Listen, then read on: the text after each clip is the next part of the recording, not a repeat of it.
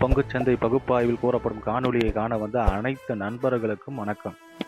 பங்குச்சந்தையில் கூறப்படும் காளைய நிலை, கரடியின் மதிப்பு எந்த அளவுக்கு பங்குச்சந்தையில் தனித்துவத்தை ஏற்படுத்தி வருகிறது என்பதை பற்றி நமது காணொளியில் தெளிவாக சொல்கிறோம்.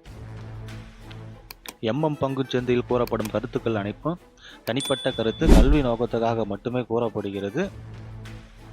வாங்க காணொளி உள்ள போலாம். நிப்டி 50 செவ்வாய்க்கிழமை பங்குச்சந்தையுடைய காலையோட நேர்மறை, கரடியோட எதிர்மறை மற்றும் நிலை மதிப்பை பார்ப்பதற்கு முன்பு இன்று பங்குச்சந்தையில் நிலை மதிப்பு எவ்வாறு செயல்பட்டது என்று சொல்லி பார்ப்போம். வெள்ளிக்கிழமை பங்குச்சந்தை முடிவில் நம்ம என்ன பேசியிருந்தோம்னா 26,338 நேர்மறைனும் 26,258 எதிர்மறைனும் பேசியிருந்தோம். இன்று பங்குச்சந்தையோட துவக்கம் 26,333. இது ஒரு நடுநிலையான துவக்கம் தான். துவக்கம் கிடைச்ச உடனே காளைகள் நேர்மறைக்கு மேல போற மாதிரி முயற்சித்து தோல்வியடைந்து, கரடிகள் நேர்மறையிலிருந்து எதிர்மறைக்கு கீழே வர மாதிரி வராங்க.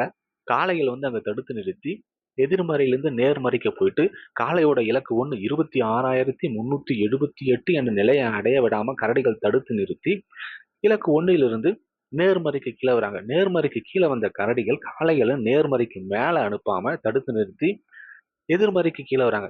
எதிர்மறைக்கு கீழே வந்த கரடிகள் கரடியோட இலக்கு 26,188 என்ற நிலையை அடைய விடாம இன்று பங்குச்சந்தையோட முடிவு 26,244.